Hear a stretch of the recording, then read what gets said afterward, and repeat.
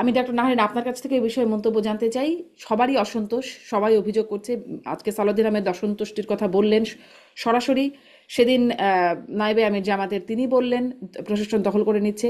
এখন আমি যদি এটাও জিজ্ঞাসা করি যে অন্ততপক্ষে জামাতের নায়েবে আমির এবং মাহফুজ আলম তাদের যে বক্তব্য, মাহফুজ আলম বলছেন চোখের সামনে বিএনপি আর জামাত ভাগাভাগি করে নিয়ে যাচ্ছে, আর নায়েবে আমির বলছেন তার কাছে কণ্ঠ রেকর্ড আছে যে উপদেষ্টারা এই প্রশাসন দখলে মানে কোনো একটি দলের দিকে বিশেষ করে ইঙ্গিত করছেন, বিএনপির দিকে, যে প্রশাসন বিএনপি দখল করে নিচ্ছে।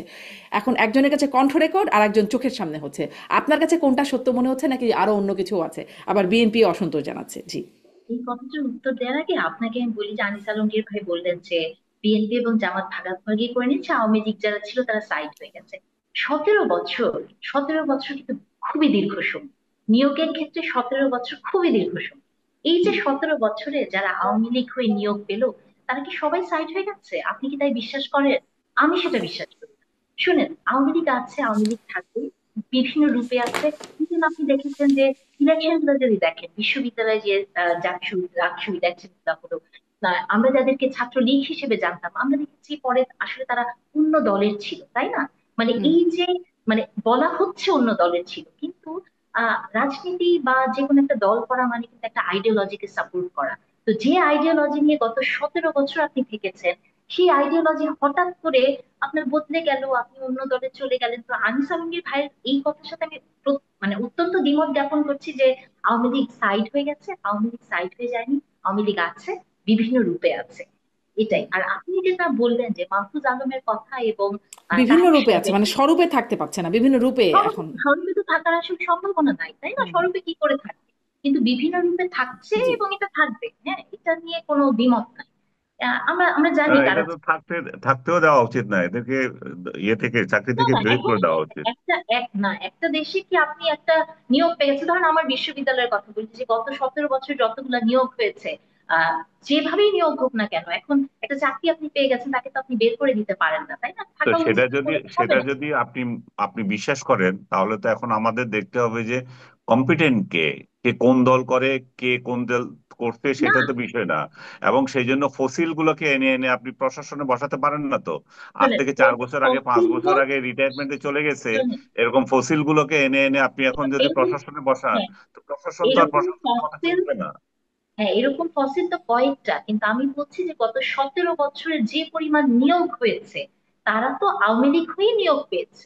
তো সেই জায়গাতে আমি বলছি যে আপনি ইচ্ছা আমি করলে তো জানি না কাউকে তারা খুন কারা করে। আওয়ামী লীগ হয়ে নিয়োগ পেয়েছিল, তাহলে বাংলাদেশে বিসিএস প্রশাসন, এখন আনিস ভাই, বিসিএস এর আপনার মতো চাকরিগুলা একজন, সব তাহলে আওয়ামী আপনার লীগের মতো, জন্য উন্মুক্ত ছিল? শোনেন, পুলিশ প্রশাসন অফকোর্স, আওয়ামী লীগের জন্যই ছিল। আপনাকে আমি বলি যে আপনার মতো একজন সাংবাদিক যদি বলেন যে আপনি জানেন না কারা নিয়োগ পেয়েছে, এটার মতো দুঃখ রাখার জায়গা আমার আর নাই, হ্যাঁ। তো অবশ্যই আপনি এটা, আপনি আপনি অবশ্যই, আমি ভালো করেই জানি যে পরীক্ষা পদ্ধতির মাধ্যমে হয়েছে। আপনি বলতে পারেন পদায়নের আপনাকে সুযোগ সুবিধা আপনি, পেয়েছে আওয়ামী লীগের লোকগুলো।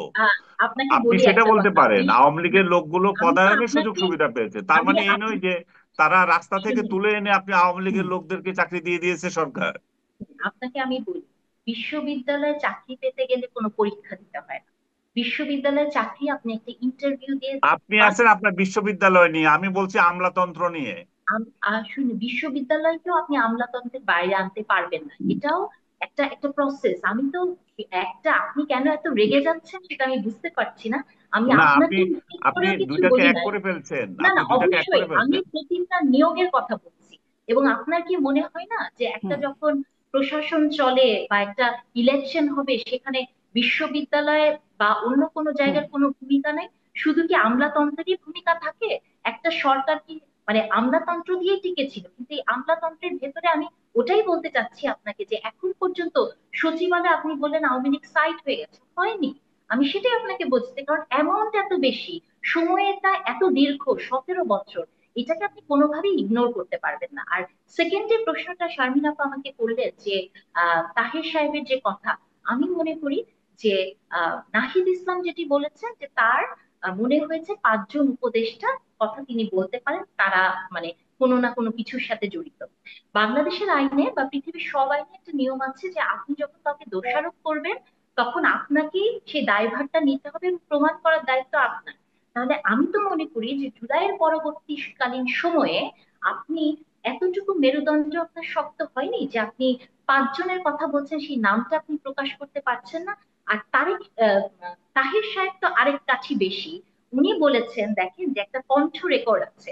আমরা এমন একটি ভয়ঙ্কর দেশে বাস করি যে যে দেশে গত 17 বছর ডিজিএফআই বলেন, এমটিএনসি বলেন, যারা আমাদেরকে কণ্ঠ রেকর্ড, ব্যক্তিগত ডেটা, এগুলাকে প্রকাশ করার হুমকি দিয়ে কত কিছু করেছে।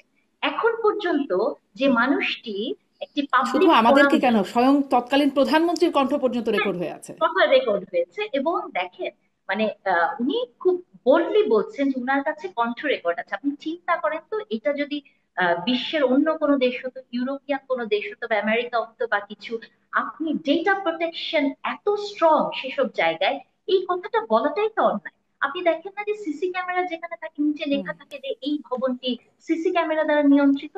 তার মানে হচ্ছে এটা যে চোরকেও আপনি জানিয়ে দিলেন যে তুমি যে চুরি করতে আসবা তুমি কিন্তু রেকর্ডেড থাকবা। কারণ চোরেরও সেই মানে জায়গাটা আছে জানা যে সে ওখানে গেলে রেকর্ডেড হবে। তো আপনি যখন একটা মিটিং এর কথা, বা আমি জানি না কিসের কনভারসেশনের কথা উনি বলছেন, এই যে আড়ি পেতে শোনা কনভারসেশনটা, দেখেন বাংলাদেশের অনেক টেলিভিশন চ্যানেল ছিল, 71 নামের একটা টেলিভিশন চ্যানেল ছিল যেখানে আড়ি আচ্ছা। পেতে কথা নিয়ে ঘন্টার পর ঘন্টা প্রোগ্রাম হয়েছে, এবং সবাই খুব মানে আবেগে আপ্লুত হয়ে এই আড়ি পাতার গল্পগুলোকে নিয়ে বড় বড় কথা বলেছে, তাই না?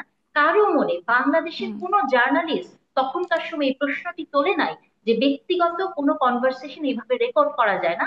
যে কোনো কনভারসেশন আপনাকে রেকর্ড করতে গেলে আপনার পারমিশন নিতে হয়। ইভেন এই যে আপনার সাথে আমি টকশো করছি, এখানেও কিন্তু একটা লেখা এসেছে যে এই প্রোগ্রামটি রেকর্ড হচ্ছে, আমি কি রাজি না। তার মানে পৃথিবীর কোনো জায়গায় আপনি কোনো কনভারসেশন কাউকে না বলে রেকর্ড করতে পারবেন না। তাহলে এই যে কথাগুলো বলে, আমি জানি না তার কাছে রেকর্ড আছে কিনা। যদি রেকর্ড থেকে থাকে, আমি মনে করি সরকারের এটিকে শক্ত হাতে দেখা উচিত। এবং হুম। আমরা কখনোই চাই না যে গত 17 বছর আবার আমাদের জীবনে ফিরে ফিরে আসুক, আমাদের টেলিফোনে আড়ি পাতা হোক। ওই যে শুনেছিলাম না কি একটা আছে, যেটা ইসরায়েল থেকে কেনা হয়েছিল, কি নাম, পেগাসাস। আপনি কি জানেন পেগাসাসের কি হয়েছে? আমি তো জানি না, তাই না? তাহলে এই যে পেগাসাস নাকি কেনা হয়েছিল, সবার কথা আড়ি পাতা হতো, এগুলো কি আমাদেরকে এই সরকার কখনো বলেছে যে এনটিএমসি আর কাজ করে না? তারা কি আমাদেরকে একবার বলেছে যে আমার হুম। আর আপনার ব্যক্তিগত কথোপকথন তারা রেকর্ড করে না? তাহলে এই আশাটা তো আমরা জুলাইয়ের পরে করি নাই। তো আমি মনে করি যে এই মানে ধরনের এখন হুমকি এখন দেয়া, সেই যা যা রেকর্ড হচ্ছে সেগুলো দিয়ে হুমকি দেয়া হচ্ছে যে আপনারা যদি মানে আমাদের কথা মতো বা আমাদের স্বার্থ বাস্তবায়ন না করেন তাহলে সেগুলো ফাঁস করে দেওয়া হবে। হ্যাঁ, এবং ব্যাপারটা এটা কি কিন্তু, এখনো সেই অবস্থায়?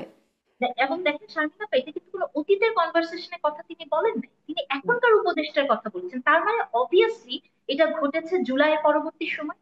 জুলাইয়ের পরবর্তী সময়ে আপনি ব্যক্তিগত কথোপকথন রেকর্ড করে সেটা হুমকি দিবেন, এবং সেটা আমরা জনগণ শুনছি, নিউজ পেপারে হুম। আসছে।